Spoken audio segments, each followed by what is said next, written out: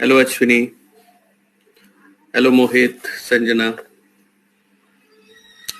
आज की हमारी वही टॉपिक है natural vegetation. Natural vegetation. Hello Honey, Santosh, Khushboo, good morning. Natural vegetation.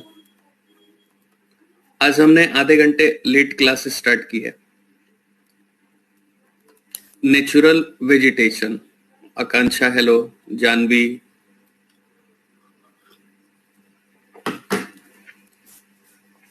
India में नेचुरल वेजिटेशन की बात हो रही है।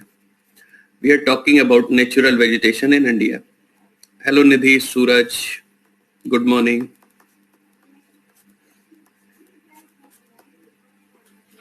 तो कल हमने कुछ बातें की थी। हेलो सचिन। जरा फॉरेस्ट कवर देख लो percentage wise. Forest cover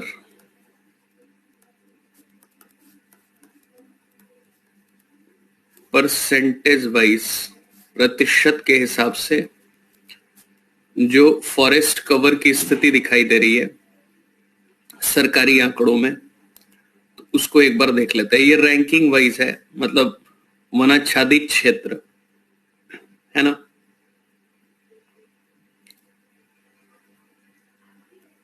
Arunachal Pradesh, Arunachal Pradesh, Arunachal Pradesh. तो ज्योग्राफिकल एरिया के परसेंटेज के हिसाब से, अकॉर्डिंग टू जियोग्राफिकल एरिया,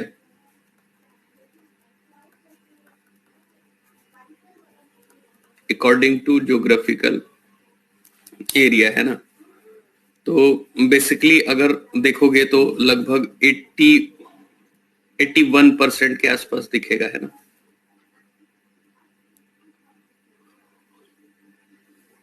नमस्ते अरुण।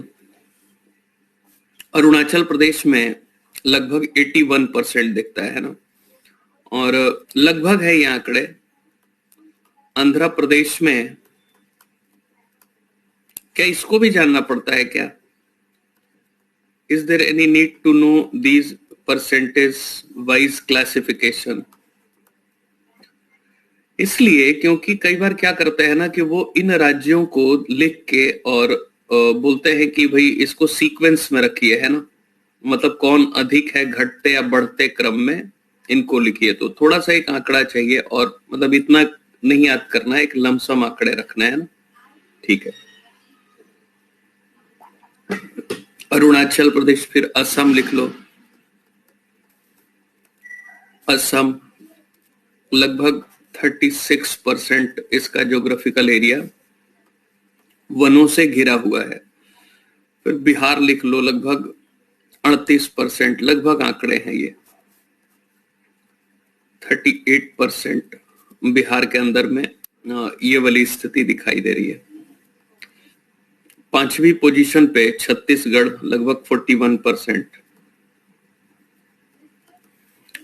छत्तीसगढ़ लगभग 41%। छत्तीसगढ़ में जंगल दिखाई दे रहे हैं, है ना।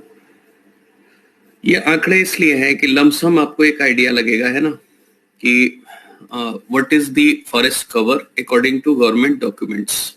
भारत में क्या स्थिति, और कहीं ऐसा पूछेगा, कई बार ये 1-2 पूछता ही नहीं है, बीच से उठा के पूछ लेते हैं ना। बोलते हैं कि जैसे 4 स्टेट दे देंगे और बोलेंगे इनमें से किसके पास फॉरेस्ट कवर सबसे अधिक है। देखे हैं ऐसे सवाल, जैसे बीच से उठा के कहीं दे देंगे और बोलेंगे कि इनमें से सबसे अधिक फॉरेस्ट कवर किनके पास है। ठीक है ना। तो कम अधिक पूछते ही नहीं है। नहीं, मैं ये नहीं कह रहा हूं, ये परसेंटेज वाइज है ना। मिजोरम अभी भी सबसे अधिक है, लेकिन ये इवन लक्षद्वीप में अरुणाचल प्रदेश से अधिक है। ये तो मैं परसेंटेज वाइज लिखवा रहा हूं। ठीक है।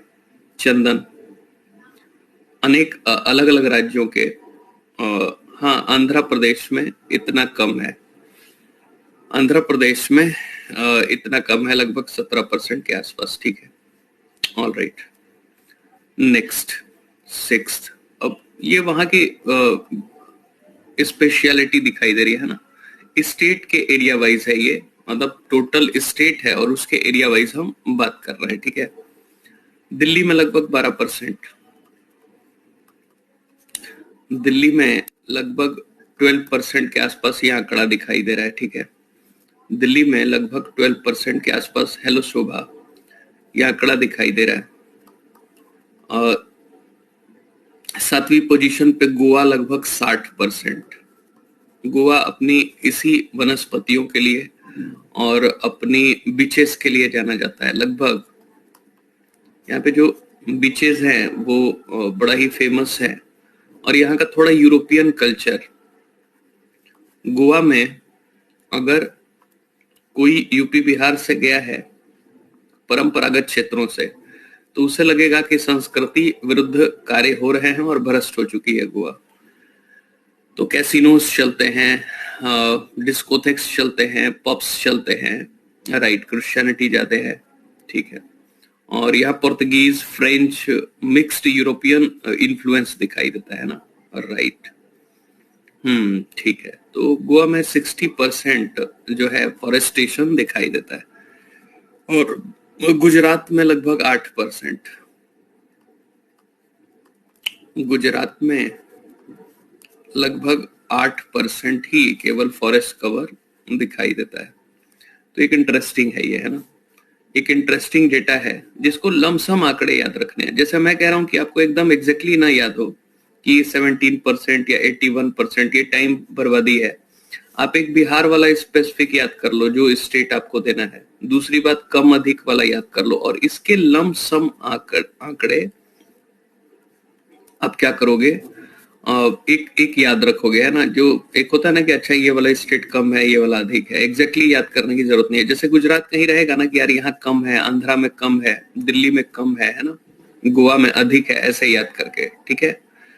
तो कुछ अंदाजा रहेगा हमारे भारत में फॉरेस्ट कवर का, है ना।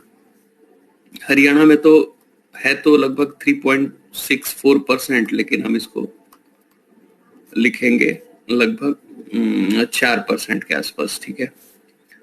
अच्छा, हरियाणा खेलों में इतना आगे कैसे चला गया, कोई बताएगा?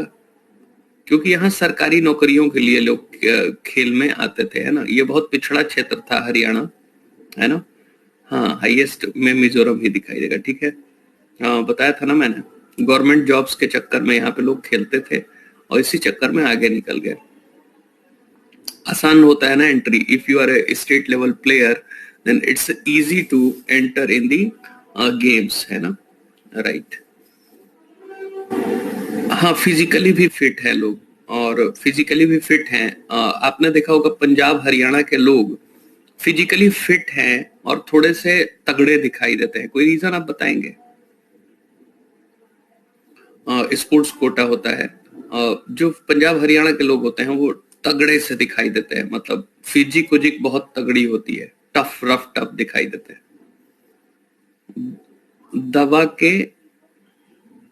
दवा खाते हैं, अच्छा, फार्मिंग करते हैं, फार्मिंग तो हम भी करते हैं, पर्यावरण वेदर के कारण ऐसा है। पॉपुलेशन कम है इसलिए फिजिक ऐसी हो गई है। लड़कियां हैं इसलिए फिजिक ऐसा नहीं, गर्ल्स ऑल्सो, हाँ, लड़कियों को भी दिखाई देती है। नेचुरल वेजिटेशन एंड क्रॉप्स के कारण ऐसा हुआ है। सब तो पहलवान ही है इसलिए सभी लोग पहलवान हो गए हैं। दबा के खाते हैं, ठीक है, ज्यादा खाते हैं और अधिक कृषि करते हैं, ठीक है। ये सब लॉजिक है आपके, ठीक है। No idea. ये जो फिजिक बनता है क्या दबा के खाने से बनता है? नहीं, प्रॉपर डाइट खाते हैं। देखो हमारे यूपी बिहार में ऐसे हैं कि अगर मौका मिले तो शादी की थाली तक खा जाए, समझ रहे हो, मतलब इतना खाने वाले लोग हैं। ऐसा नहीं है, हमारे यहाँ अनाज जो नदियों के किनारे रहने वाले लोग हैं वो अनाज बहुत खाते हैं, isn't it? आपने देखा होगा कि चावल खा खा के लोग एकदम से कैसे हो रखे हैं ना, राइट। तो हम ये नहीं कह सकते कि फिजिक की बात है। और जहां तक मेहनत की बात है तो यूपी बिहार में भी मेहनती लोग हैं बहुत सारे, तभी तो देखो इतने सारे मजदूर लोग कहाँ कहाँ चले जाते हैं, और मेहनत तो बहुत ज्यादा करते हैं ना, ठीक है। ऑलराइट, नवाब उधर ही है, ठीक है। तो ये आखिर हुआ क्यों? इसके पीछे एक ज्योग्राफिकल रीजन दिखाई दे रहा है, आप गौर करना। कि जब भारत के जो ये नॉर्थ वेस्टर्न एरिया में, ये देखोगे ना, ये सब एरिया में, तो यहाँ से मोस्टली कौन से लोग आ रहे हैं? यहाँ से अफगान एंट्री ले रहे हैं, ध्यान से सुनना।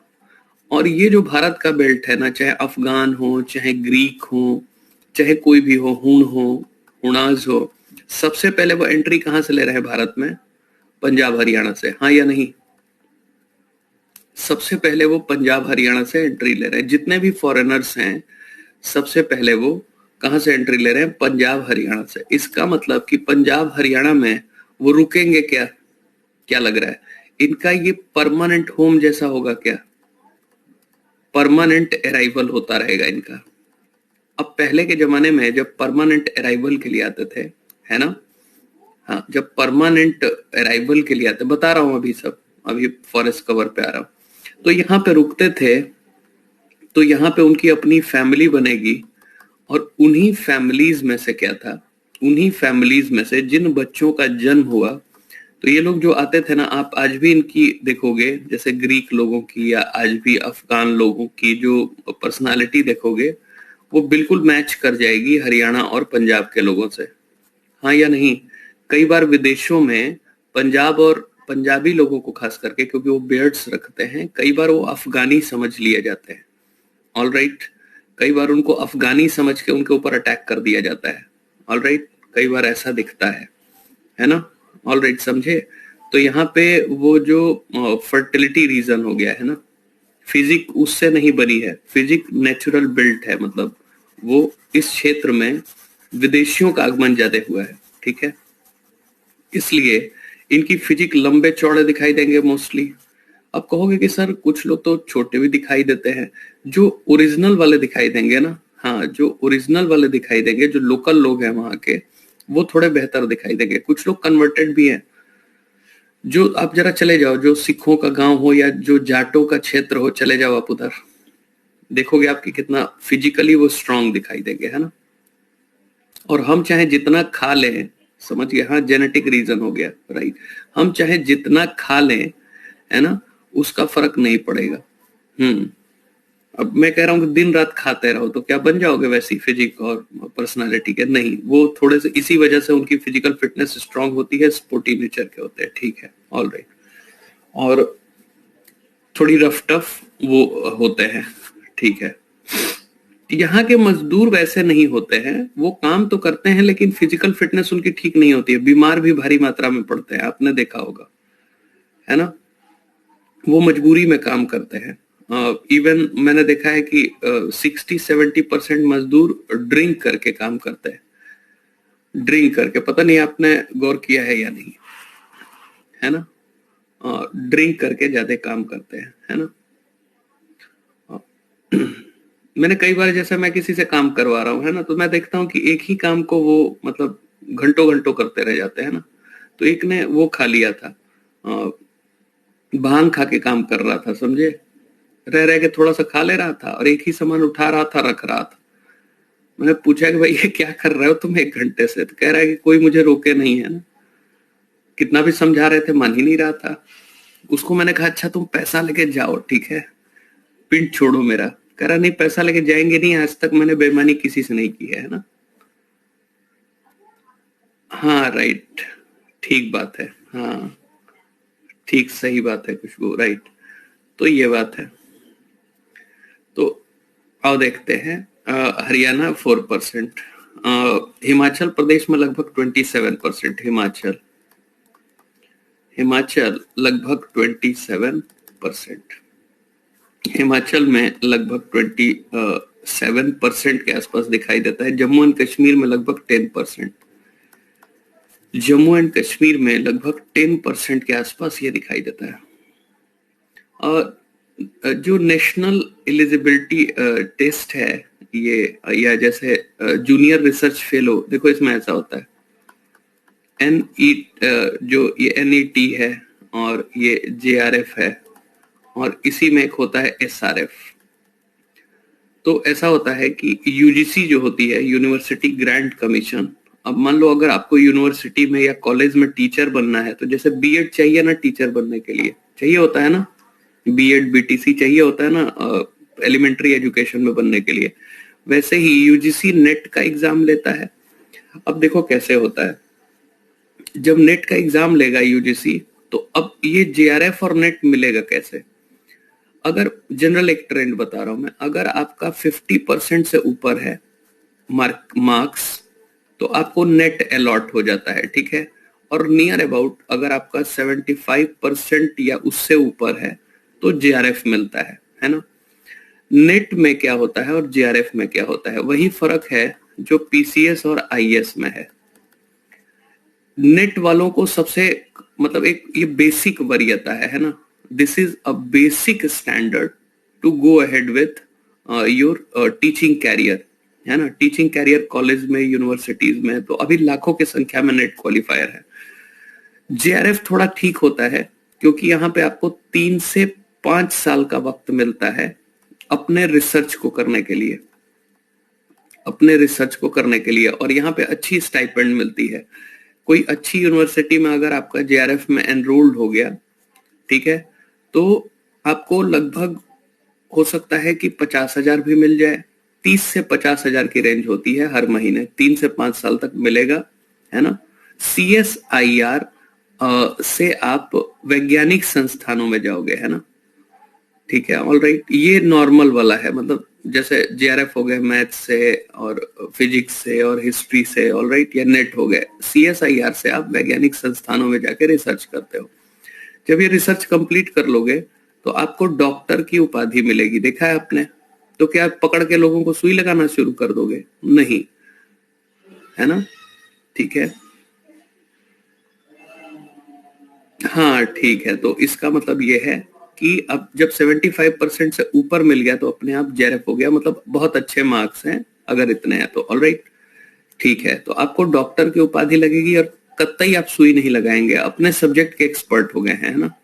अब क्या होगा कि अगर मान लो आपको किन्हीं वजहों से अगर आपकी ये अवधि बढ़ा दी जाती है, इसलिए नहीं कि फेल हो रहे थे, आपका रिसर्च का इशू ज्यादा बड़ा है, तो आपको सीनियर रिसर्च फेलो की उपाधि मिलती है।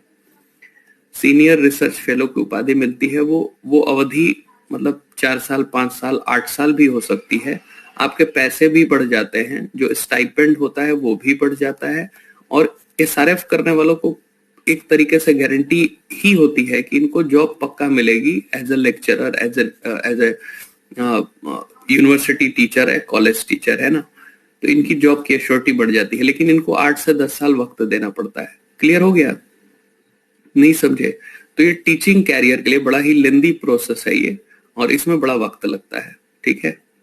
और उसके बाद भी जब आप इंटरव्यू देने पहुंचोगे तो जो पैनल होगी ना जॉब वाली, वैसे भी यूनिवर्सिटी में कम ही जॉब निकलती है, तो यहाँ पे पैनल आपकी बैठी होगी और वहां पे पूरा एकेडमिक रिकॉर्ड्स चेक करेंगे। तो आज की डेट में जो यूनिवर्सिटी में प्रोफेसर बनता है, आईएएस बन सकते हो यूनिवर्सिटी में, ये जो असिस्टेंट प्रोफेसर्स बनते हैं या एसोसिएट प्रोफेसर्स बनते हैं, ये आईएएस बनने से ज्यादा कठिन है। क्यों? Very difficult. क्यों? आपको लग रहा होगा कि बड़ा मजाक है ये बहुत कठिन है। 2 साल में, 1 साल में आईएएस हो सकते हो, लेकिन ये यूनिवर्सिटी का प्रोफेसर या कॉलेज के टीचर नहीं बन सकते। क्यों? क्योंकि पहले आपको मिनिमम चाहिए ये नेट निकालना पड़ेगा, फिर कम से कम ये चाहिए कि आपको जेआरएफ का अपना रिसर्च कंप्लीट करना पड़ेगा। इसके बावजूद भी आपकी एकेडमिक रिकॉर्ड्स चेक करेंगे। वरीयता उन्हीं को दी जाती है ना, वरीयता उन्हीं को दी जाती है जो जो बहुत ही मतलब तगड़े एकेडमिक रिकॉर्ड्स के हो, है ना। हाँ राइट, दैट्स गुड अश्विनी। तो जो तगड़े एकेडमिक रिकॉर्ड्स के होते हैं उन्हीं को यहाँ पे वरीयता दी जाती है जॉब में, है ना। और 2 साल में आईएएस बन जाओगे, है ना। थ्रू आउट 90% के ऊपर रहोगे तब जाके अच्छी और आसानी से जॉब मिलेगी। हाँ, लेकिन एक बार जॉब मिल गई तो फिर इससे आसान कोई काम नहीं है ना, ठीक है। इससे आसान कोई काम नहीं है। मैं आपको एक उदाहरण बता रहा हूँ। 2 लोगों की प्रोफाइल देखना, 2 मेरे फ्रेंड्स हैं, ध्यान से सुनो। 2 मेरे फ्रेंड्स हैं, एक इलाहाबाद यूनिवर्सिटी में है, वो यूनिवर्सिटी में है और वो फिजिक्स के असिस्टेंट प्रोफेसर हैं, ठीक है। और इनकी बस मैं एक एग्जांपल बता रहा हूं आपको, ठीक है। ये ऑल राउंड गोल्ड मेडलिस्ट हैं, ऑल राउंड गोल्ड मेडलिस्ट हैं साइंस में, मतलब बीएससी, एमएससी, इंटरमीडिएट, मतलब कभी 90% से कम आया ही नहीं। इसके अलावा इंडियन इंस्टीट्यूट, अच्छा CSIR क्वालिफाइड, यहाँ पे भी topper. Indian institute of science में 8 साल का रिसर्च है, वहां से ये डॉक्टरेट इन्होंने किया है। ऑस्ट्रेलियन यूनिवर्सिटी में 1 साल काम करने का अनुभव है as a professor. All right, so he is working, मतलब साइंटिस्ट वाली बुद्धि है, and then he is working as a professor of physics, assistant professor of physics. एक और मैं अपने फ्रेंड का एग्जांपल देता हूं, दिल्ली यूनिवर्सिटी, जामिया मिलिया इस्लामिया, जामिया मिलिया इस्लामिया, ध्यान से सुनना, through out 90%, and he is professor of geography, अब तो एसोसिएट प्रोफेसर हो गए हैं, ठीक है। ध्यान से सुनना, इन्होंने JRF किया है, फिर SRF तक गए, यहाँ गोल्ड मेडलिस्ट है, वो गोल्ड मेडलिस्ट हैं थ्रू आउट, ये भी गोल्ड मेडलिस्ट है, ठीक है। इन्होंने जिनेवा से इंडियन जो international institute of population sciences है, वहां से इन्होंने डॉक्टरेट किया है, ठीक है। International institute of population, Switzerland, right. और फिर इन्होंने लगभग 5 साल रिसर्च किया है। Is working as Delhi school of economics right now, Jamia Millia Islamia. इनके इंटरव्यू कहाँ कहाँ पे आते हैं? BBC चैनल पे आते हैं, अमेरिका के ABC टेलीविजन नेटवर्क पे आते हैं। इस समय भारत सरकार के एडवाइजर हैं सेंसस विषयों पे, इतने ही उम्र में। Isn't it? नहीं आ रहा है समझ में? Are you getting what I am trying to say? तो ये जो है भारी भरकम प्रोफाइल होती है इनकी। तो मैं क्या कह रहा हूं, अब IAS बनने के लिए क्या चाहिए? बस ऐसे दांत निकालो, ये दांत है ना, ऐसे दांत निकालो, ऐसे आंख निकालो, ठीक है, ऐसे नाक निकालो, और बस इतना ही चाहिए। केवल 40% नंबर लेके आओ, ठीक है, और ऐसे मुस्कुराते हुए पहुंचे। 21 साल की उम्र हो आपकी, और चाहे वही एग्जाम आप 10 बार दे के निकालो, नहीं? Are you getting? और अगर PCS हो तो ये दांत और भयानक हो सकते हैं। अगर PCS हो तो ये दांत ऐसे भी हो सकते हैं, ठीक है। मतलब कि तैयारी करते करते पूरा हालत खराब हो रखी है, 40 साल की उम्र हो रखी है ना। अब बताओ, प्रोफेसर में और IAS PCS में फर्क दिख रहा है? Are you getting?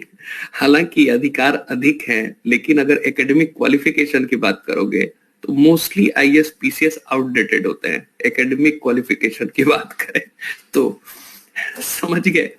तो अब से प्रोफेसर की इज्जत करोगे और आपका जॉब बहुत आसान है, इजंट इट? ये जो IAS PCS बनना है आसान है, इसलिए हाँ, इसलिए आप ये बन जाए, एंड इट्स वेरी इजी, ठीक है। यहाँ कुछ लोग नहीं कहते हैं बहुत कठिन है, बड़ा अन्याय हो रहा है ना। ये लोग अंग्रेज है, आपकी सूचना के लिए बता रहा हूं। They are Britishers in the way of their thinking, in the way of their delivery, all right. और यहाँ पे प्योर हिंदी वाला, जिसने कभी अंग्रेजी का मुंह ना देखा हो, वो भी IAS बनता है ना। तो जो लोग कहते हैं कि आज का, है ना, सुनना ध्यान से, कि जो लोग कहते हैं कि IAS PCS बहुत कठिन जॉब है और बड़ा दिक्कत है, उनको शायद ये पता नहीं है कि भारत में ऐसे ऐसे जॉब है कि दिन में तारे दिखा देंगे आपको, है ना। इतनी लेंदी प्रोसेस है। ऑलराइट, ठीक है, अब तो इज्जत करोगे ना इनकी? ठीक है, चलो आगे बढ़ते हैं। तो ये आपने अच्छा सवाल पूछा और आपको जानना चाहिए था। तो ये भ्रम ना पाले कि IAS PCS सबसे श्रेष्ठ होते हैं, हालांकि बनने के बाद उनको लगता है ना। राइट राइट, हाँ ठीक कह रहे हो Yash. So what I am trying to say कि डोंट थिंक लाइक दैट कि आप बहुत IAS PCS बन के एक बाद होशियार हो जाओगे, है ना। नहीं, हाँ, लेकिन क्या इनमें फर्क होता है कि इनको पब्लिक डीलिंग करनी है, इनको ज्ञान नहीं झाड़ना है ना। पहली बार इतना पता लगा कि ये लोग कितनी मेहनत करते हैं, राइट। तो इसीलिए मैंने बताया भी डिटेल में, नहीं तो मैं आगे बढ़ जाता, आपके सवाल का जवाब इजीली नहीं देता, लेकिन मैंने सोचा कि बता ही दूं कि आपको पता होना चाहिए। आप जब इंटरव्यू में जाओगे ना, और अगर आपने पीजी कर रखी है, तो आपसे पूछते हैं इंटरव्यू बोर्ड वाले कि क्या वजह है कि आपने शिक्षा के कैरियर को नहीं चुना। तो बहुत लोग ये जवाब देते हैं कि जी मेरा बचपन से ही इच्छा था, फला था, ढिका था। जी नहीं, आपको आटा दाल का भाव पता था कि टीचर बनना बहुत कठिन है, खास करके यूनिवर्सिटी का प्रोफेसर और लेक्चरर बनना बहुत कठिन है। ऑलराइट, हेलो अनु, इसलिए आप इधर आ गए, बस यही वाला फर्क है, ठीक है ना, राइट। हाँ ठीक है, तो डिटेल में बता दिया ना, ठीक है। नहीं नहीं, ऊपर नीचे की बात मैं नहीं कर रहा हूं, सब लोग अपनी जगह हैं। What I am trying to say कि ये जो आईएएस पीसीएस है, ये ऊपर नीचे की बात ही नहीं है। हर एक आदमी का अपना काम है, हर एक आदमी की अपनी बात है ना। टाइम एंड एफर्ट की बात हो रही है, time efforts and academic qualification की बात हो रही है। ये अपनी जगह ठीक है, ये अपनी जगह ठीक है ना। सेक्टर सबका अलग अलग है, सब लोग अपने अपने अथॉरिटी में यूज करते हैं, है ना। ये नहीं कि आपने कह दिया कि प्रोफेसर आए और आईएएस पीसीएस का ये दांत तोड़ दे, isn't it? नो, निकाले हैं दांत, निकालना रहने दो, ठीक है। तो समझ गए, ठीक है। सीएसआईआर जो है हार्ड है थोड़ा सा क्वालिफाई करना, क्योंकि इसमें सब्जेक्ट्स वाइज ये भी वैसे होता है। जैसे मान लो यहाँ पे अगर फिजिक्स है ना, तो इन्होंने सीएसआईआर क्वालिफाई किया, ठीक है। और बाकी लोग जो ह्यूमैनिटीज वाले होते हैं वो जेआरएफ क्वालिफाई करते हैं, ये ठीक है। चलो आगे आते हैं। तो अब से मत सोचना कि ये जॉब कठिन है, अब से ये सोच के चलना कि आसान है, हम लोग मेहनत कम करते हैं या राइट डायरेक्शन की कमी हो जाती है। क्लियर है? तो जम्मू एंड कश्मीर हमने देख लिया लगभग 10% के आसपास, झारखंड में लगभग 29%। मैं इसीलिए कहता हूं आपसे कि आपको अच्छी जानकारी होना बहुत जरूरी है। क्यों? क्योंकि इससे हमें भ्रम नहीं होता है ना। जानकारियों का होना बहुत जरूरी है। झारखंड लगभग 29%, और यही वजह देखो कितना मतलब ये जो बिहार और झारखंड को मिला दो तो कितने जंगल होंगे, है ना। इसलिए यहाँ पे रिसोर्स बहुत थे और नक्सलिज्म भी फैला। कर्नाटक में लगभग 19%। ये बस मैं इसीलिए बता रहा हूं कि just as a for your knowledge, कि अगर बीच से कोई राज्य उठा के पूछे तो आपको थोड़ी सहूलियत रहे, है ना। ठीक है, ठीक है। तो कर्नाटक 19% दिखाई दे रहा है ना। अब ये हो गया। फिर अच्छा, हाँ, यहाँ पे मैं ये कह रहा था कि जैसे मान लो किसी का जेआरएफ हो गया है ना, या मान लो ये सीएसआईआर हो गया, तो यही इंपॉर्टेंट नहीं है। यहाँ पे कितना सक्सेसफुल तरीके से आप अपना रिसर्च करते हो और कितनी ब्रिलियंटली आप डॉक्टर बन जाते हो, इसका फर्क होता है। ऑलराइट, मतलब अब जैसे यही नहीं काम खत्म हो गया, जैसे अभी आईएएस बन जाओगे पीसीएस तो काम खत्म, है ना। क्यों? जैसे आईएएस पीसीएस बन जाओगे तो काम खत्म हो जाता है कि right now you get the job and task is accomplished, है ना। अब जाओ, अब एकेडमी में जाते हैं, जिनकी शादी नहीं हुई होती है वो शादी करते हैं, है ना, और वीडियो पोस्ट करते हैं यूट्यूब पे, इजंट इट। और कभी देखा है जेआरएफ वालों को कि जाके, और एसआरएफ वालों को और रिसर्च वालों को कि इंडियन इंस्टीट्यूट ऑफ साइंस से वीडियो पोस्ट करें? Have you seen? Have you ever seen? देखा है? कभी देखा है कि इंडियन इंस्टीट्यूट ऑफ साइंस से, डीआरडीओ से, इसरो से बैठ के और वो लोग वीडियो पोस्ट करें, है ना। आईएएस के बाद भी स्टडी करते हैं, 2 साल की लीव मिलती है, पेड लीव जैसा ही होता है वो, भारत सरकार आपको फाइनेंस करेगी। आप ऑक्सफोर्ड में पढ़ो, कैम्ब्रिज में पढ़ो। अभी अभी अंकुर गर्ग ने, जो भारत में पहले टॉपर थे लगभग 2002 के आसपास, आई गेस, या इसी के आसपास, अंकुर गर्ग पहले टॉपर थे जो 21 साल की अवस्था में उन्होंने पहले ही अटेम्प्ट में आईएएस टॉप किया था। Ankur Garg, he was IITian and he completed his degree, अभी वो सेक्रेटरी के लेवल पे है। He completed his degree from the Columbia University, और इकोनॉमिक्स में उनको 100 में 110 नंबर या ऐसे कुछ एग्जामिनर ने दिया है। और कोलंबिया यूनिवर्सिटी का रिकॉर्ड टूटा है कि किसी स्टूडेंट ने, आप पढ़ना जरा, कि किसी स्टूडेंट ने, मतलब आईएएस को भी तो लीव मिलती है ना पढ़ने के लिए, कि किसी स्टूडेंट ने लिखा है वहां पे एग्जामिनर ने कि वही जो पुरानी बातें हम सुनते थे राजेंद्र प्रसाद के बारे में, डॉक्टर राजेंद्र प्रसाद के बारे में, कि examinee is better than examiner, वो लिख के दिया है कॉपी के ऊपर। तो अभी अभी बहुत बड़ी न्यूज बनी थी, लेकिन इस न्यूज को उतना चर्चा नहीं की जाती है क्योंकि हमारे लिए सबसे बड़े मुद्दे दूसरे होते हैं। आप गूगल पे सर्च करना recent result of Ankur Garg from the Columbia university था या कौन सी यूनिवर्सिटी थी, है ना, सब कोई फेमस ही यूनिवर्सिटी थी। तो I got news 2 months back और 3 months बैक, एग्जैक्टली मुझे नहीं याद है, हो सकता है 6 महीने पहले की भी न्यूज हो, तो एक बार चेक करना। ठीक है, तो आईएएस को भी छुट्टी मिलती है, वो जाके अपना सरकार के खर्चे के ऊपर पढ़ाई करते हैं जिससे एक्सपर्टाइज बढ़े। ठीक है, ऑल राइट, तो ये हो गया। कर्नाटक की बात हमने कर ली। केरल लगभग 45% के आसपास जंगल दिखाई देते हैं। लमसम आंकड़े याद रखने हैं और ये महत्वपूर्ण है, इसलिए हम इसे लिख रहे हैं। केरल हमने देख लिया। मध्य प्रदेश में लगभग 26% इसके ज्योग्राफिकल, हाँ राइट, हाँ ठीक है, Harvard university, right, micro economics में, हाँ मैक्रो इकोनॉमिक्स में इन्होंने देखो ढूंढ निकाला मोहित ने, तो मैक्रो इकोनॉमिक्स में 170 में 171 नंबर पाया था इन्होंने, और एग्जामिनर लग रहा था कि रो देगा, है ना, सोचा कि लड़का कहाँ से आया है। ठीक है, ऑल राइट। तो हार्वर्ड पता ही है आपको कि दुनिया भर में 5 लाख यहाँ के लोग निकले हुए हैं और बड़े बड़े पदों पे हैं जो दुनिया की इकोनॉमी को चला रहे हैं। हार्वर्ड यूनिवर्सिटी दुनिया की एकमात्र यूनिवर्सिटी है, ठीक है। हार्वर्ड यूनिवर्सिटी, ये बिहार में कॉपी नहीं जची है, हार्वर्ड यूनिवर्सिटी में कॉपी जची है, काइंडली करेक्ट इट, ठीक है। तो ये सब यूपी बिहार में आम है ना, 170 में 171 भी दे देंगे, 180 भी दे देंगे, ये हार्वर्ड में कॉपी जची है ना, और ठीक है, ठीक है। और जो है बेसिकली देखा जाए तो हार्वर्ड से 48 लोगों को नोबेल प्राइज मिला है, 48 पीपल को मिला है प्राइज। ये हमारे Raghuram Rajan, Arvind Panagariya, they all came from Harvard University, Subba Rao, ये सब हार्वर्ड। कहते हैं कि दुनिया की इकोनॉमी को हार्वर्डियंस चलाते हैं। कौन चलाता है? हार्वर्डियंस चलाते हैं, ठीक है, समझ गए, ठीक है। तो ये हो गया एमपी।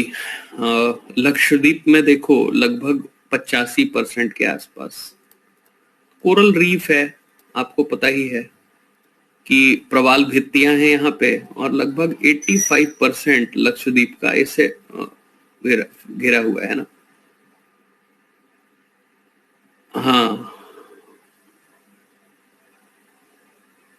अरे नहीं, देखो रिवीजन तो उनको भी करना है, कोई कितना भी मेहनती हो, इंसान को रिवीजन तो करना ही पड़ेगा, है ना। ऐसा तो नहीं कि बिना पढ़े ही सब लक्षद्वीप जैसा प्रवाल भित्ति बन गई दिमाग में, नहीं, रिवीजन तो सबको करना पड़ता है, ठीक है।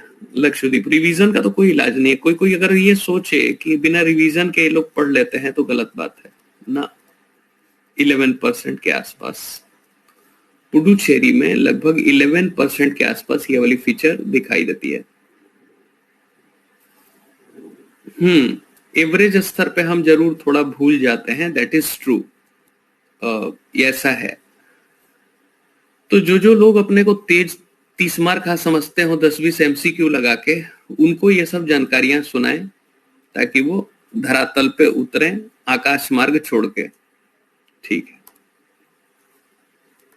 किसी किसी को देखा है 10-20 MCQ सही कर लिया तो पूरा चौड़े में घूम रहा है, ऑनलाइन चौड़े में घूम रहा है ना। ब्रेन बूस्टर के लिए सबसे बढ़िया टेक्निक है multiple revision and positive frame of mind. पढ़ते समय पॉजिटिव फ्रेम ऑफ माइंड, दुखी होके पढ़ोगे, बहुत परेशान होके पढ़ोगे तो उसका कोई रिजल्ट नहीं निकलेगा, है ना। हमेशा याद रखना, जैसे मान लो मैं आपको पढ़ा रहा हूं तो आप इस सेशन को एंजॉय करने की बजाय आपको चिंता हो रखी है, पता नहीं कब तक खत्म होगा, 9 तो बज गए हैं, ये क्यों 1 मिनट अधिक जा रहे हैं, है ना, ये आज आधे घंटे लेट से क्यों स्टार्ट हुआ, हमने कहीं जाना था, है ना, और यही सब करते करते बज गया 9। You must enjoy your session, all right. आपको एंजॉय करना चाहिए बिना इसकी चिंता के कि एग्जाम का परिणाम क्या होगा, ये सिलेबस कब होगा, है ना, और right. That's good Khushboo, that's better. And अगर ये है तो मतलब एक जुनून सा पैदा हो रहा है, ठीक है, ऑलराइट। तो कहीं ना कहीं जो है राइट, तो आपको सेशंस को देखो, बेहतर बेहतर मेमोरी का तक टेक्निक बता रहा हूँ, मेमोरी टेक्निक, समझो मेरी बात को। मैं इतनी कहानियां क्यों सुनाता हूँ? मेमोरी टेक्निक क्या होती है समझो। मेमोरी टेक्निक होती है एक तो पॉजिटिविटी से पढ़ना, ध्यान से सुनो, पॉजिटिव फ्रेम ऑफ माइंड। ये सुन लो, बहुत काम की चीज है, यही लोग नहीं कराते हैं। पॉजिटिव फ्रेम ऑफ माइंड होना चाहिए, बहुत सकारात्मक होना चाहिए, मतलब कि लगे कि आप जो पढ़ रहे हो वो फायदा कर रहा है, जैसे डॉक्टर की गोली, है ना। वेरी गुड अंजलि, ठीक है। तो ध्यान से सुनना कि पॉजिटिव फ्रेम ऑफ माइंड, जैसे अगर आपको मेडिसिन डॉक्टर देता है तो क्या कहता है कि आप पॉजिटिविटी के साथ खाओ, जल्दी ठीक होगे, होता है क्या ऐसा? तो पॉजिटिव फ्रेम ऑफ माइंड, आपका सकारात्मक दृष्टिकोण होना चाहिए, हैप्पीनेस होना चाहिए, पढ़ते समय मुंह ना बनाओ, है ना, जैसा वो जो मैंने पीछे पिक्चर बना रखी थी, है ना, राइट। हाँ, ठीक बात है। तो हैप्पीनेस, हाँ, लगना चाहिए आपको कि पॉजिटिव गया दिमाग के अंदर में, है ना। हैप्पीनेस आपके दिमाग में होना चाहिए, मतलब एक तरीके की हैप्पीनेस वाली फीलिंग होनी चाहिए, एक तरीके की हैप्पीनेस वाली फीलिंग होनी चाहिए। जैसे पढ़ के उठे तो ऐसा नहीं कि दुखी हो गए, है ना, ठीक है, कोर्स खत्म हुआ ना हुआ, है ना। तो ध्यान से देखें कि हैप्पीनेस होना चाहिए, तब जाके रिजल्ट आएगा। तीसरी बात कि अपने पूरे सिलेबस का ज्ञान आपको होना चाहिए, और इसको शॉर्ट और ब्रीफ करना पड़ेगा, मटेरियल को शॉर्ट करना पड़ेगा। अपनी, ये नहीं बहुत सारी बुक्स ले ली, बहुत सारी नोट्स ले ली, है ना, एक ही तरीके का नोट्स रखो, उसी को अपडेट करो। एक नोट्स होना चाहिए और इसी को, एक या दो नोट्स होने चाहिए और इसी को अपडेट करना चाहिए, है ना, अपडेट करना चाहिए, ठीक है, ऑलराइट। मैं तरीका बता रहा हूं कैसे आपको लंबे समय तक याद रहेगा। नोट्स में एक या दो नोट्स होने चाहिए, जैसे कि मान लो ये प्री का हो गया, मेंस का हो गया, है ना, ऐसे करके। और ये नोट्स हर एक सब्जेक्ट का एक या दो ही होना चाहिए, ऑलराइट। और इसका मल्टीपल रिवीजन होना चाहिए, मल्टीपल रिवीजन, मल्टीपल रिवीजन अच्छी मेमोरी के लिए।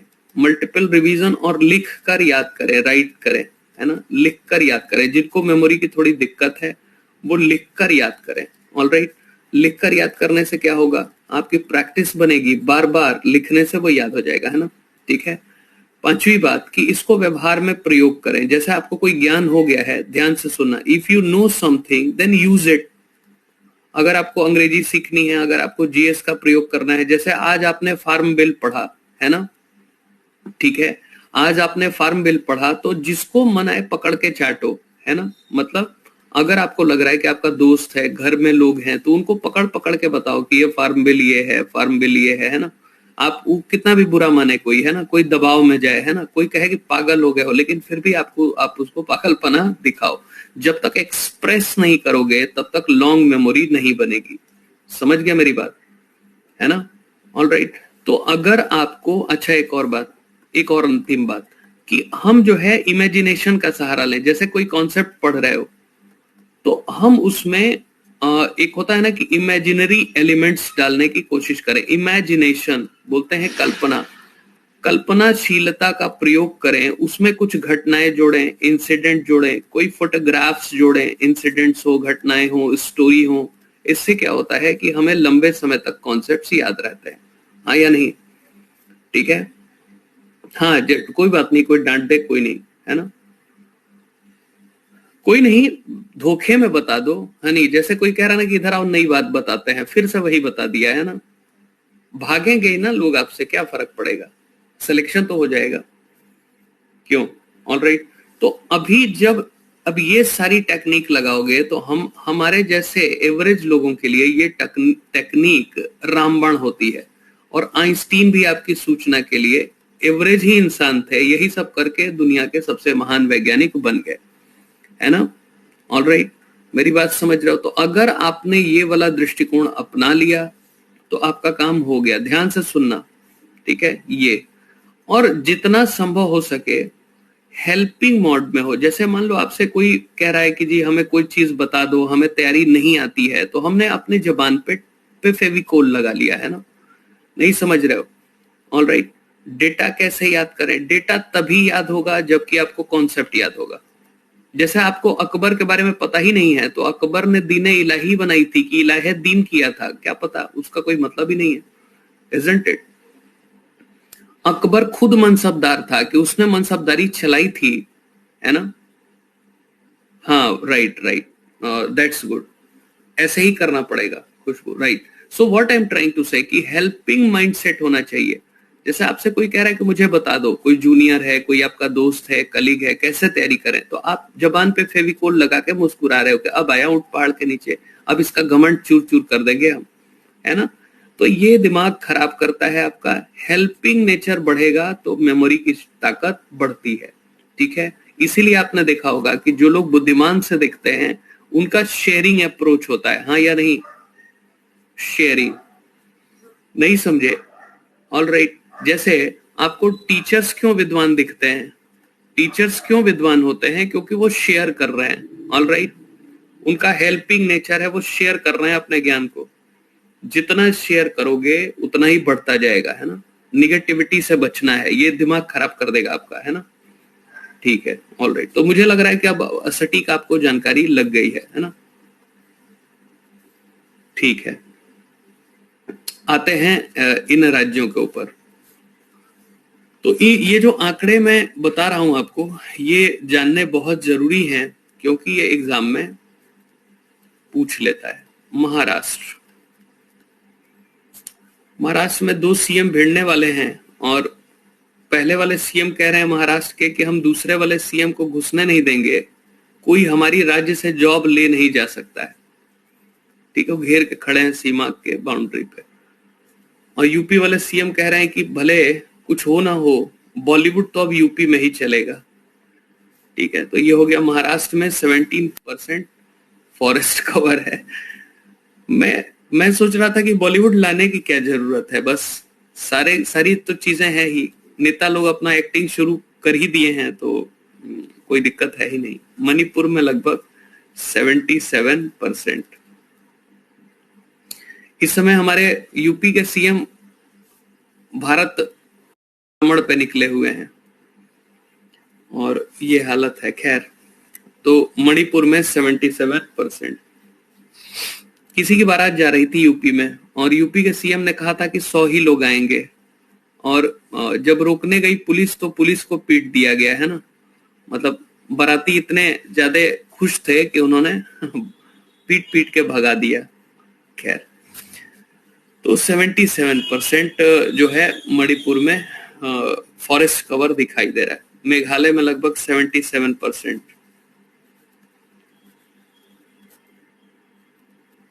यहाँ पे भी 77, लगभग दोनों बराबर है ना? मेरा भी यही मानना है कि जो हमारे एक्टर्स हैं वो बल्कि इनसे सीख सकते हैं ना। मेघालय में भी यही दिखाई दे रहा है। मिजोरम में लगभग 91%, मिजोरम में लगभग 91%। तो अगर नॉर्थ ईस्ट वाला कोई इधर आ जाएगा तो उसको बिल्कुल अच्छा नहीं लगेगा, और अगर हम नॉर्थ ईस्ट में चले गए तो हमें थोड़ी दिक्कत होगी। नागालैंड में 81% के अराउंड में, मतलब लमसम वही अरुणाचल प्रदेश के आसपास दिखाई दे रहा। अब देखो, जब नॉर्थ ईस्ट के आंकड़े देखोगे तो लमसम याद नहीं रहेगा आपको, इजंट इट? बोलो, इफ यू नो इट तो आपको जैसे याद कर रहे हो, तो एक लमसम आंकड़ा लगा लिया, अच्छा मिजोरम, नागालैंड और अरुणाचल प्रदेश और ये सब लमसम एक के बराबर दिखाई दे रहे हैं ना? ठीक है, तो एक लमसम आंकड़े याद रखने, ये एकदम एग्जैक्ट परसेंटेज याद करने की कोई खास जरूरत नहीं है ना? उड़ीसा में लगभग, अब तो उड़ीसा हो गया है, लगभग 31% के क्षेत्र में ये फैला हुआ है। पंजाब के अंदर में, पंजाब तो इस समय चर्चा में है, लगभग 4% के आसपास फॉरेस्ट कवर दिखाई दे रहा है। मतलब कृषि के लिए सारी जमीन खाली कर दी गई है ना? तो पंजाब में ये दिख रहा है। राजस्थान में लगभग 5% के आसपास दिखाई दे रहा है, और राजस्थान में लगभग 5% के आसपास दिखाई दे रहा है, ठीक है? ट्राइबल बिल्कुल हैं, ये पूरा ट्राइबल बेल्ट है, ये पूरा ट्राइबल बेल्ट है, ये पूरा ट्राइबल बेल्ट है। और इनको क्रिश्चियंस ने टारगेट किया था, मिशनरीज ने, तो मोस्टली क्रिश्चियंस हो गए हैं, जैसे झारखंड में हो रहा है ना? कन्वर्जन्स बहुत हुए हैं, और यहाँ पे वाइल्ड लाइफ भी बड़ा स्ट्रांग है, वाइल्ड लाइफ भी बड़ा स्ट्रांग है। और ट्राइबल कल्चर है, इसका मतलब मैट्रियार्कल सोसाइटी होगी क्या? मैट्रियार्कल सोसाइटी है, मतलब मातृसत्तात्मक समाज है। महिलाएं परिवार की मुखिया होती हैं। अगर आपको न विश्वास हो तो आप इनके व्यवहार को चेक कर सकते हो। एक बार मैं बता भी रहा था, है ना, बड़ा मैंने क्लोजली ऑब्जर्व किया है। दिल्ली के अंदर में जब इनका जो समाज होता है, वहां पे लड़कियां डिसाइड करती हैं कि परिवार कैसे चलेगा, फैमिली कैसे चलेगी, और मतलब हर चीज में वही फ्रंट लीडर होती है। यहाँ तक कि आज खाना क्या बनेगा मोस्टली केसेस में वही तय करती हैं, लड़के खाना बनाते हैं ना। मिशनरीज का यहाँ इन्फ्लुएंस ज्यादा है, क्रिश्चियन मिशनरीज का इन्फ्लुएंस ज्यादा है इन क्षेत्रों में, है ना। पिछड़े क्षेत्र थे ये, तो मिशनरीज पहुंच गए वहां पे, जाके अपना खोल दिया चर्च और इस तरीके का, है ना। ऑल राइट, तो राजस्थान में 5% दिखाई देता है। और गुड मॉर्निंग कादेर। हाँ बिल्कुल, यहाँ पे फीमेल लोग तय करती हैं कि कौन से लोग विवाह योग्य हैं पुरुषों में, है ना। ऐसा होता है, सब पुरुष पहुंचते हैं अपना सज धज के और उनको रिजेक्ट या सिलेक्ट किया जाता है, ठीक है। तो पंजाब एंड राजस्थान इस तरीके का दिखाई दे रहा है। अभी जो पेट्रियार्कल सोसाइटी वाले क्षेत्र हैं, वहां पे क्या होता है कि जो ब्राइड होगा, जो ग्रूम होगा, वो डिसाइड करेगा कि फ्यूचर ऑफ मैरिज होता है कि नहीं, हाँ या नहीं। और ऐसा कुछ कि भाई पूछते हैं। अब हालांकि आजकल गर्ल्स भी तय करती हैं, लेकिन लड़के के घर वाले ज्यादा तय करते हैं कि कौन होगा। भले खुद ही निएंडरथाल लगते हों, लेकिन चाहिए व्यक्ति एकदम अच्छा ही, है ना। ठीक है, तो पंजाब राजस्थान, है ना, राइट। पंजाब राजस्थान में ये दिखाई दे, हाँ सही कह रहा हूं कि नहीं मैं? सिक्किम में 48%।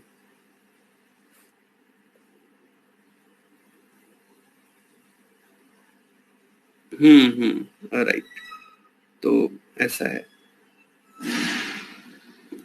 राजस्थान और ये सिक्किम में लिख दोगे कि जो है 48%। एक व्यक्ति मोहल्ले में जिद में अड़ा था, है ना। उसका चेहरा सही से अगर रात में दिखता नहीं है, मर्ज हो जाता है ना। और उसको जिद थी कि जी एकदम मुझे एकदम से फेयर कम्प्लेक्शन वाली लड़की से ही शादी करनी है ना। तो लोग कहते थे कि सर ये ब्लैक एंड व्हाइट टीवी क्यों बनाना चाहते हो, मतलब अपना देख लो। कह रहा था जिद जिद है मेरी, है ना।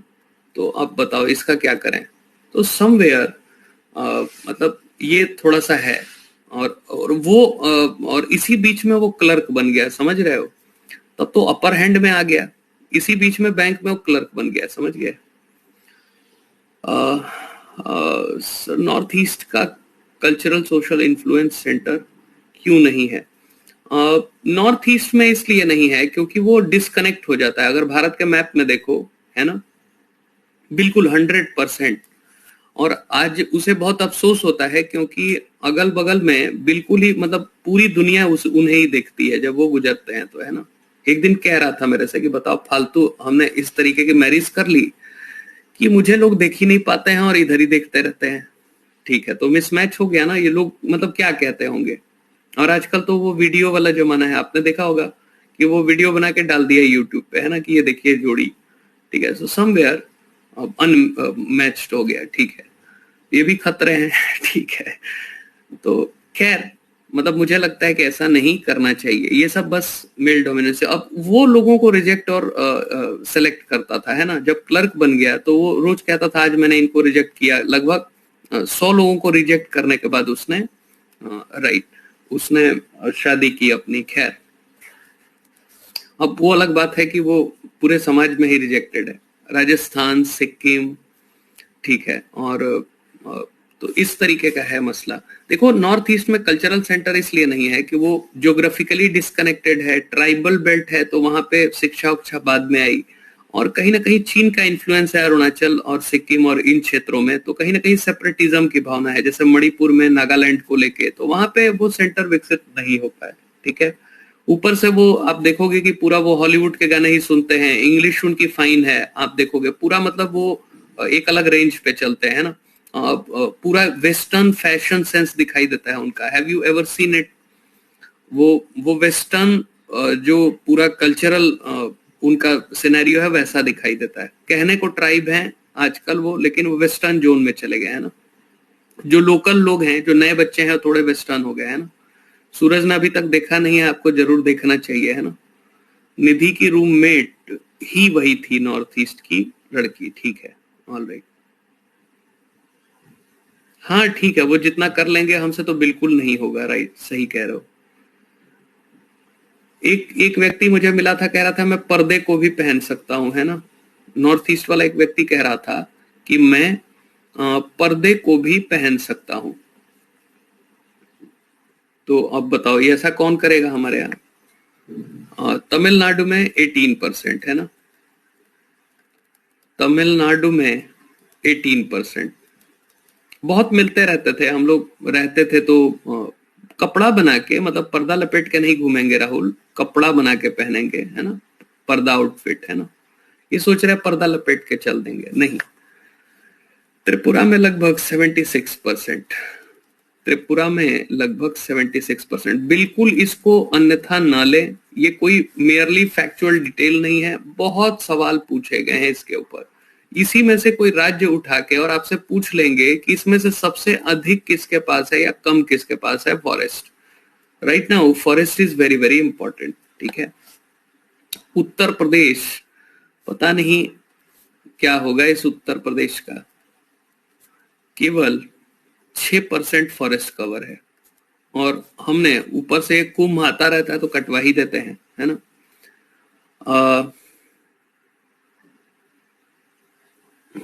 राइट शिवांगी, ठीक बात है।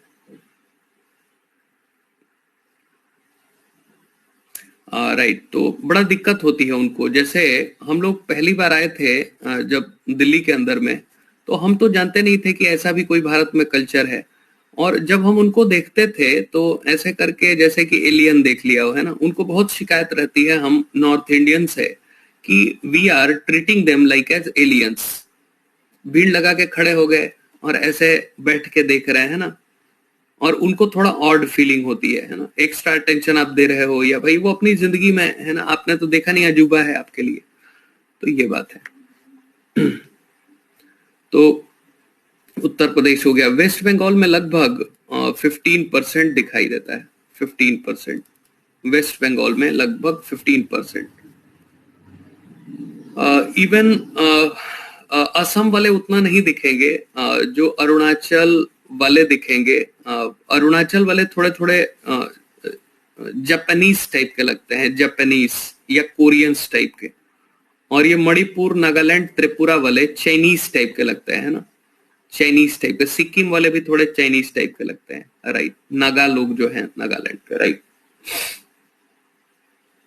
तो यूपी, वेस्ट बंगाल ऐसा दिखाई दे रहा है। फूड हैबिट्स भी इनकी वैसी ही है, फूड हैबिट्स भी इनकी वैसी। अंडमान निकोबार में लगभग 82%, अंडमान एंड निकोबार में लगभग 82% के आसपास दिखाई दे रहा है। क्या फॉरेस्ट कवर, है ना, 82% के आसपास फॉरेस्ट कवर दिखाई दे रहा है। अगर मैं चंडीगढ़ की बात करूं तो 15%। चंडीगढ़ एक बढ़िया सिटी है। Chandigarh similarly like as greater Noida Bharat की पहली ऑर्गेनाइज सिटी है, और यहाँ पे ट्रैफिक वाली वैसी समस्याएं नहीं है, है ना। प्लान्ड सिटी है, right. North eastern demands for club parties liquor, yes definitely they are when they are contesting election, their issues are something different from the our demands. They wanted to allow liquor consumption and parties and so many things. तो उनका एक अपना ही अलग माहौल होता है। वो कह रहे थे सबके लिए अलाउ कर दिया जाएगा, है ना, राइट। सिखों में तो है ही है। सिखों की सबसे खास बात ये लगती है मुझे कि अपना जो करते हैं ना, ये सेवा बहुत अच्छी देते हैं ना। मतलब कि जैसे ये पैसा कमाते हैं तो मैंने देखा है कि मतलब जनरली क्या करते हैं दूसरे धर्मों में लोग कि बहुत हाई डिजायर्ड होंगे तो जाके, मतलब अपने, जैसे फॉर एग्जांपल ध्यान से सुना, कोई मंदिर जाता है ना, या कोई गया और गंदगी है मंदिर में, तो क्या हम कभी पोछा लगाते हैं मंदिर के अंदर में? देखा आपने ना। हम तो अपना गए, और क्योंकि हमें तो मतलब है केवल भगवान से, मंदिर साफ हो या चाहे अच्छा हो, है ना, गए क्योंकि हमारा समय कीमती है, तो हम गए, झांका, कोई अगर हट नहीं रहा, धक्का मारा क्योंकि हमें टाइम की तेजी है, फिर हम गए भगवान से, कहा कि ऐसा है कि ये मेरी इच्छाओं की लिस्ट है, देखो पूरी कर देना तो कुछ तुम्हें भी दे देंगे, क्या करना है। फिर हमारी मीटिंग खत्म हुई, हम आए और फिर अपना शूज पहना या जो भी पहना और फिर निकल आए। 4 किलो मिठाई खरीदी थी जिसमें से एक एक बाटी और 3 किलो 990 ग्राम घर लाए, है ना, कहीं बांटा नहीं, ठीक है, और भर भर के लूट लूट के खा रहे थे, है ना, चीटियों जैसा, ठीक है, जैसे कि मिठाई गिरी हो, चीटी उस पर टूट पड़ी हो। That is the behaviour of our people. और ये लोग क्या करते हैं, ये लोग क्या करते हैं कि भाई देखा है मैंने कि ये लोग जब अपने धार्मिक स्थलों पे जाते हैं, गंदगी होगी ना तो ये तुरंत, आप जरा गुरुद्वारों में चले जाओ, है ना, तो बड़ा रिस्पेक्ट करते हैं, मतलब सफाई कर देंगे, खुद खड़े होकर सेवा देंगे, लंगरों में बड़े बड़े, आप जरा चले जाओ दिल्ली और कहीं पे, बिलियनियर मिलियनियर पोछा लगा रहे हैं उसमें, इजंट इट, मतलब उनको एक रिस्पेक्ट है कि भाई ये ना हो, है ना, राइट, डेफिनेटली, हाँ ठीक कह रहे हो, हाँ ठीक कह रहा हूँ Suraj. So somewhere what I I have seen, कि मैं सब लोगों के बारे में बात नहीं कर रहा हूँ, बहुत सारे हमारे धर्मों में भी, हिंदू मुस्लिम धर्मों में बहुत अच्छे लोग हैं, है ना, जो सेवा भाव होता है, लेकिन इनके अंदर थोड़ा ज्यादा है। क्यों? जैसा अभी किसान प्रोटेस्ट कर रहे हैं तो बेचारे खिलाने, खाना खिलाने चले गए, है ना, क्यों? मतलब जैसे देखो, वो लंगर चला रहे, खाना खिला रहे, गर्मी के दिनों में पानी पिलाते हुए दिखेंगे हम ना, और हम क्या करते हैं, बोतल बोतल खुद कोल्ड ड्रिंक पी के डर के आगे जीत सिद्ध करते हैं ना, हमें किसी से कोई मतलब ही नहीं है। तो ये बात है, ये थोड़ा सा टेंडेंसी इनकी अच्छी है, ठीक है ना, तो राइट, जूस देते हैं और इस तरीके का, हाँ राइट, तो इनका थोड़ा सा अच्छा है मेरे हिसाब से। बाकी तो सारे धर्म ही ठीक हैं और सारे धर्मों में अच्छे लोग हैं, दादर एंड नागर हवेली। तो इससे आप ये ना फील करें कि मैंने किसी की बेइज्जती कर दी है ना, हो सकता है कि आप पर्सनली दधीची हो, लेकिन जनरली ऐसा नहीं दिखता है। नहीं, ऐसा नहीं कह सकते आरपी की इस्लाम में थोड़ा कम दिखता है। लोग अलग अलग लेवल पे, जैसे अजीम प्रेम जी भी इस्लामिक व्यक्ति हैं और दुनिया में सबसे बड़े फिलेंथ्रोपिस्ट माने जाते हैं। तो मतलब ये नहीं कह सकते कि जो है सेवा भाव नहीं दिखता है। हालांकि सिखों से हिंदुइज्म में भी या इस्लाम में भी थोड़ा सा कम दिखता है। वो व्यक्ति व्यक्ति के ऊपर निर्भर करता है, हम पूरे धर्म को नहीं ले सकते, है ना, व्यक्ति व्यक्ति के ऊपर। कई बार सिखों में भी गड़बड़ी लोग दिख जाते हैं ना, तो ये डिपेंड करेगा, isn't it, right, right right right. Canadian PM का तो केस ही दूसरा है, वो तो कह रहा है कि कनाडा में तो ये हालत हो रखी है, लोग कह रहे हैं कि 10 साल में एक पंजाबी प्रधानमंत्री आएगा वहां पे, इजंट इट। सुन लो मेरी बात। अब बोरिस जॉनसन ने इंग्लैंड में कहा है कि अगले अगले 20 सालों में भारतीय प्रधानमंत्री बनेगा ब्रिटेन के अंदर में, है ना, और कनाडा में लोग आशा कर रहे हैं कि अगले 10 साल में भारत का कोई प्रधानमंत्री बनेगा। इस तरीके से हमने जनसंख्या बढ़ा के दुनिया को जीतने की योजना बनाई है, और मुझे लग रहा है कि इसमें हम जरूर दिन रात लगे हुए हैं, तो इसमें सफल होंगे। दमन एंड दीव। और कुछ नहीं तो देखो, हम टेक्नोलॉजी से तो जीत नहीं सकते हैं, है ना, एंड समवेयर मुझे ऐसा लगता है कि हम ना मिलिट्री में अभी उतना कुछ कर नहीं सकते हैं, ना हम बहुत ज्यादा पैसा जनरेट कर सकते हैं, तो हमने सोचा क्यों ना जनसंख्या से कब्जा कर लें पूरी दुनिया पे, ठीक है। एक यूएन यूएन जो है पीएफ है, पॉपुलेशन फंड यूएन की, है ना, तो उसने ये बताया है कि कुछ दिनों के अंदर में, अगले 25-30 साल में हर तीसरा व्यक्ति भारतीय होगा। तो ये हमारी ताकत का एहसास बता रहा है ना। अगले 30 साल में हमारी जनसंख्या में कम से कम 60 करोड़ की वृद्धि होगी, और इस तरीके से भारत दोहरा शतक लगाएगा, इस बात की पूरी संभावना है। और चीन की आबादी स्थिर हो गई है, उतनी जनसंख्या ग्रोथ है नहीं, तो मुझे लग रहा है कि इस मामले में हम सारे रिकॉर्ड्स तोड़ेंगे, है ना। अब यही हमारे सामने बच गया है, उत्तराखंड लगभग 46%। तो कभी कभी जब सुनते हैं ना कि भारत रैंक 1 आ जाएगा, है ना, तो बहुत प्राउड होते हैं, लेकिन देखते हैं जनसंख्या की वजह से तो थोड़ा कंफ्यूज हो जाते हैं, लिटिल बिट कंफ्यूजन हियर, कि मतलब इसमें खुश हो या दुखी हो, जैसे आरपी को लग रहा है अभी, ठीक है।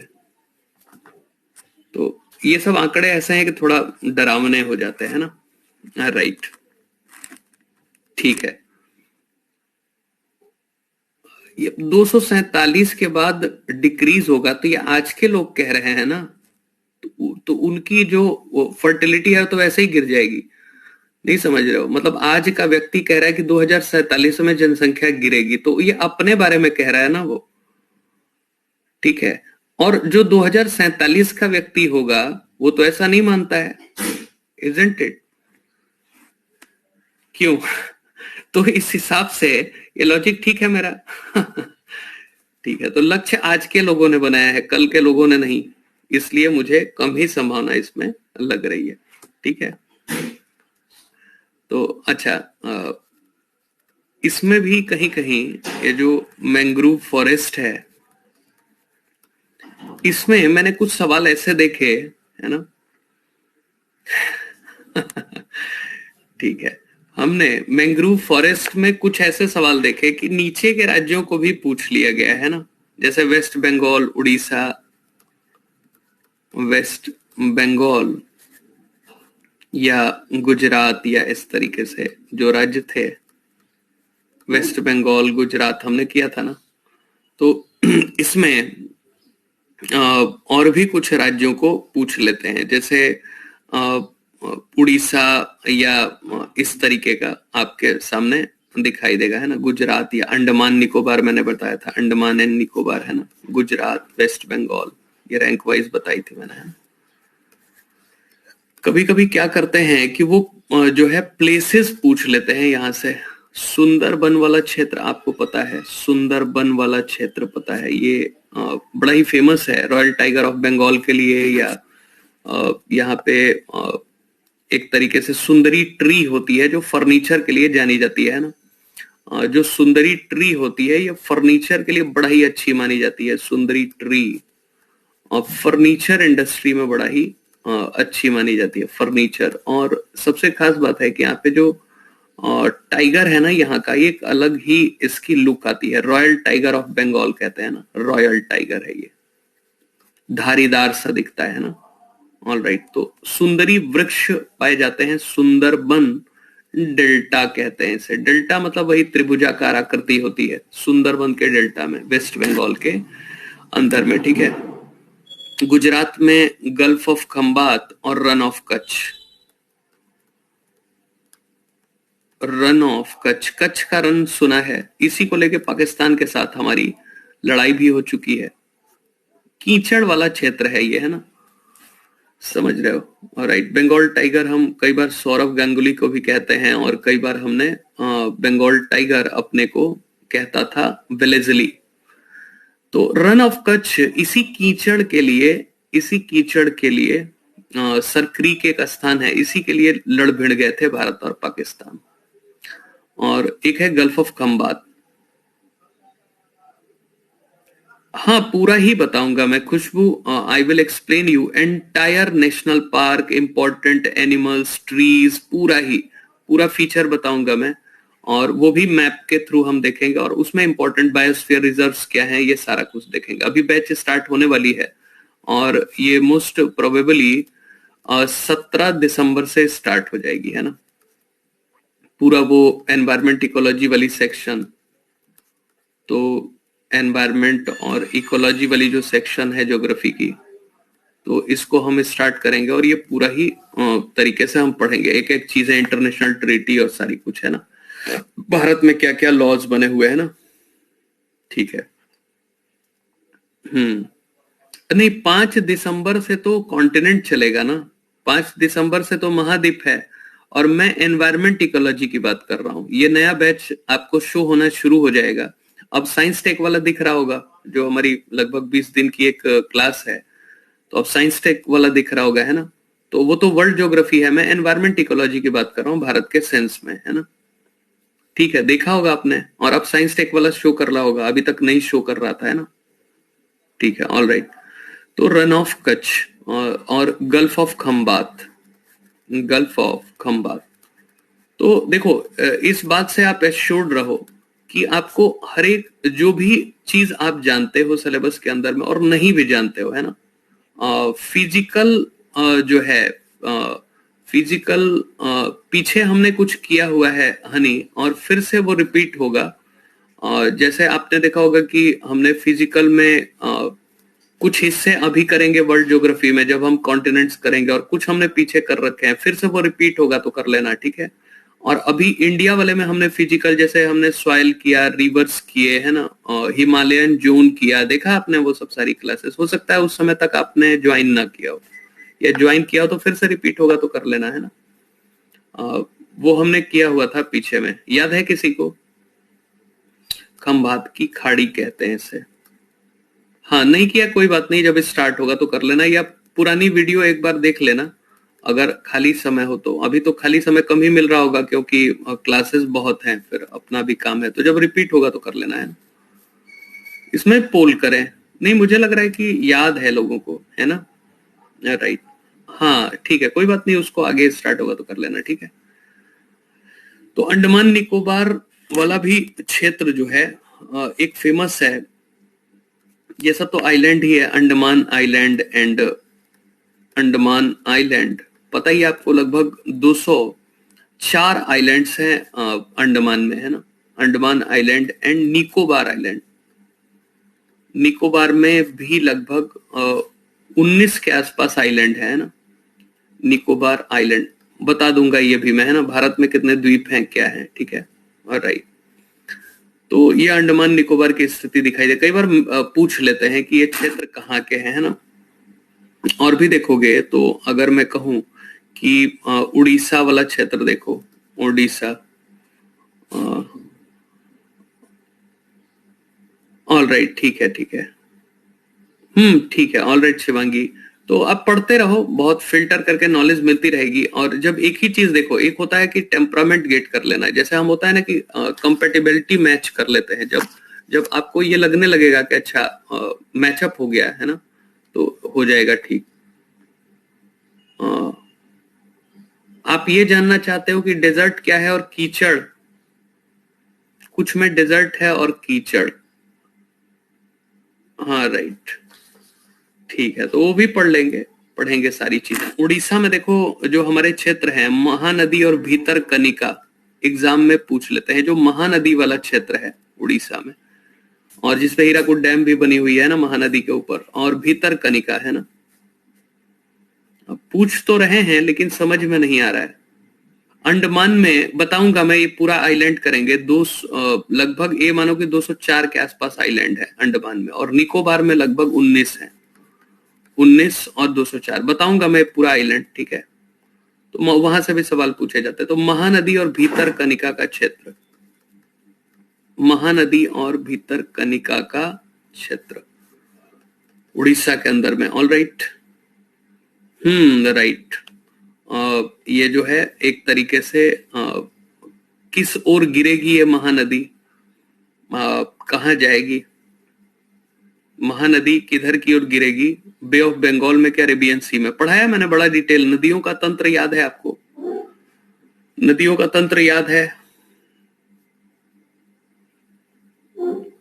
जिनको नहीं याद है वो एक बार देखेंगे मेरी क्लास, बहुत डिटेल में हमने पूरा वो सब रिवर डैम और ये सब सारी चीजें पढ़ी थी, है ना। सारी चीजें भयंकर तरीके से पढ़ी थी। कर्नाटक में एक प्लेस लिख लोगे, कर्नाटक में कुंडापुर, कुंडापुर, हाँ ड्रेनेज वाले में पढ़ा था। कुंडापुर एक क्षेत्र है कर्नाटक में, कुंडापुर, ये यहाँ पे मैंग्रोव फॉरेस्ट पाए जाते हैं। हालांकि सरकारी रिपोर्ट में ये जरूर कहा जा रहा है कि इसमें इंक्रीज हुआ है, वृद्धि, लेकिन कैसे हुआ है ये वही सवाल है कि जैसे अर्थव्यवस्था बढ़ी है, रोजगार बढ़ा है, जैसे देश में आर्थिक हालत ठीक हुई है, पर्यावरण सुधरा है, तो मुझे लग रहा है ऐसे ही मैंग्रोव फॉरेस्ट भी बढ़े हैं सरकारी आंकड़ों में, है ना। सरकारी आंकड़ों में कहा जा रहा है कि राइट कि 1.1% बढ़ा है, लेकिन हम लिखेंगे भी यही। हावेवर मतलब थोड़ा टफ टास्क लगता है ना, ये बड़ा चैलेंजिंग लगता है कि इन क्षेत्रों में कोई वृद्धि हो जाए, लेकिन हम पॉजिटिव माइंडसेट के साथ चलेंगे, है ना, ठीक है। आंध्र प्रदेश में गोदावरी कृष्णा वाला क्षेत्र, आंध्रा में आंध्रा में गोदावरी और कृष्णा वाला क्षेत्र एंड कृष्णा वाला क्षेत्र, गोदावरी। अब ये सोचो ये क्यों जानना जरूरी है, क्योंकि ये भी एग्जाम में पूछ लेते हैं ना कि मैंग्रोव फॉरेस्ट कहाँ पे नहीं है या कहाँ पे है। तो अगर आपको स्टेट सहित अगर ये क्षेत्र भी याद रहेंगे तो much better to solve questions, है ना। ठीक है, ऑल राइट। तो आंध्रा वाला ये जो क्षेत्र दिखाई दे रहा है ये हो गया। और जिन लोगों ने ड्रेनेज नहीं किया एक बार जाके कर लेंगे, बड़ा डिटेल में हमने किया हुआ। हम सारे टॉपिक बहुत डिटेल में ही करते हैं, क्यों? तो डिटेल में किया और फिर मान लो कि वहां पे न करने का मन हो तो थोड़ा इंतजार करना पड़ेगा, उसके पहले आप देख सकते हो। पुरानी वीडियोस में खाली टाइम में देखते रहिए, टाइम पास करने के बजाय कुछ अच्छा ही देख लें, क्यों? टाइम पास करने के बजाय कुछ अच्छा ही देख लें तो ज्यादा अच्छा होगा। जैसे मान लो कि आप खाली लग रहे हो या बैठे लग रहे हो, है ना, राइट। तो उसमें आप अगर देखो, मेरा ये मानना है कि थोड़ा जुनून पैदा करना पड़ेगा आपको काम के लिए। जुनून, पैशन, पैशन इज रिक्वायर्ड। जैसे अभी आप में से कुछ लोग कह रहे थे कि जी मुझे तो सपने आ रहे हैं, है ना, कि तो ये एक तरीके का पैशन है ना। कोई भी काम के लिए एक बहुत थ्रेशोल्ड चाहिए होती है ना, मतलब कि एक गति चाहिए होती है, एक डायनामिक अप्रोच चाहिए होता है। एक जुनून का वो लेवल लाओ कि इस कुएं से बाहर निकल जाओ, है ना। ठीक है। नहीं, मुझे तो नहीं लग रहा है कि लैप्स होगी पुरानी वीडियो फ्यूचर में, सुमित। लेकिन इस बारे में जो है मुझे ऐसा लग रहा है कि ये लैप्स नहीं होनी चाहिए, सर्वर बहुत बड़ा है।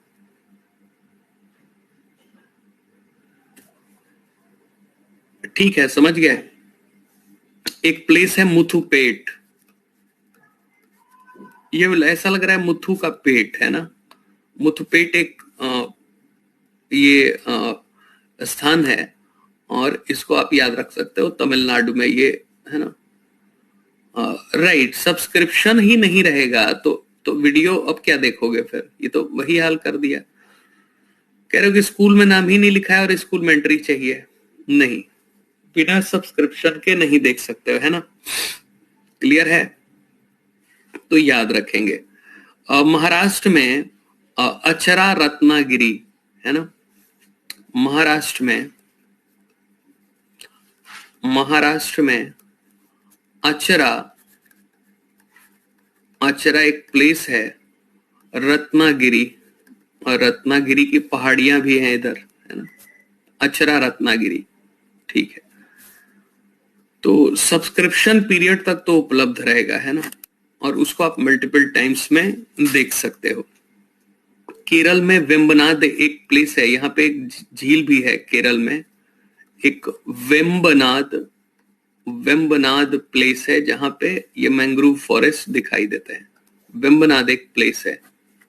अचार ये खाने वाला नहीं है, अचरा एक प्लेस है जो रत्नागिरी हिल्स की ओर दिखाई देता है ना। उसको तो पिकल्स कहेंगे ना। ठीक है, ठीक है। लेकिन हम कई बार भोजपुरी में कहते हैं ना अचरा लाओ, तो ये वैसा नहीं है, isn't it? This is not like that. हाँ, 2 साल में तो बहुत है, इतने में तो आप मतलब ब्रह्मज्ञानी हो जाओगे ना, मोक्ष प्राप्ति। राइट। तो ये हो गया, अपनी अपनी भाषाओं में आप लोग इस तरीके की बातें करते हो। और गोवा में तो मतलब समझो कि पूरे गोवा में ही ये दिखाई देगा आपको, एक छोटा सा राज्य है ना। ऑल राइट, सो समवेयर ये क्लियर हो गया आपको। तो हमने ये पूरा का पूरा देख लिया। अब इसमें कुछ और भी बातें देखनी है, जैसे एवरग्रीन फॉरेस्ट, जैसे असम वाले क्षेत्र में, या माउंटेन फॉरेस्ट दिखाई दे रहा है असम के अंदर में, अरुणाचल प्रदेश में, ये जो पूरा वेस्टर्न घाट में ब्लू माउंटेन्स की ओर है ना, नीलगिरी पहाड़ियों की ओर, ये सब कहाँ कहाँ पे एवरग्रीन फॉरेस्ट है, कहाँ कहाँ पे डिसिडुअस फॉरेस्ट है, कहाँ कहाँ पे माउंटेन फॉरेस्ट है, इसको भी कल करके मामले को आगे बढ़ाएंगे, है ना, और खत्म करेंगे। ठीक है, ऑलराइट। तो चलो इसको करेंगे कल, और अभी मिलेंगे 10:30 के ऊपर स्पेशल क्लास में, और जिसमें हम कुछ बातें करेंगे सेंसस से रिलेटेड, जनगणना 2011, सेंसस 2011। इसमें सेंसस नेशनल से स्टार्ट करके बिहार तक आएंगे। ऑल राइट, नहीं समझ रहे हो? हम स्टार्ट करेंगे नेशनल वाले से, ये 3 क्लासेस में खत्म होगी, आपने देखा होगा ये 3 क्लासेस में खत्म होगी। तो 2011 के नेशनल से स्टार्ट करके बिहार स्पेसिफिक तक आएंगे। ऑल राइट, हाँ ठीक है, वो भी करेंगे, बिहार वाला फॉरेस्ट भी करेंगे, सब करेंगे धीरे धीरे, है ना, इसी स्पेशल वाले में इंक्लूड करते रहेंगे, है ना। राइट राइट, वहां से आते हैं सवाल। ऑल राइट, तो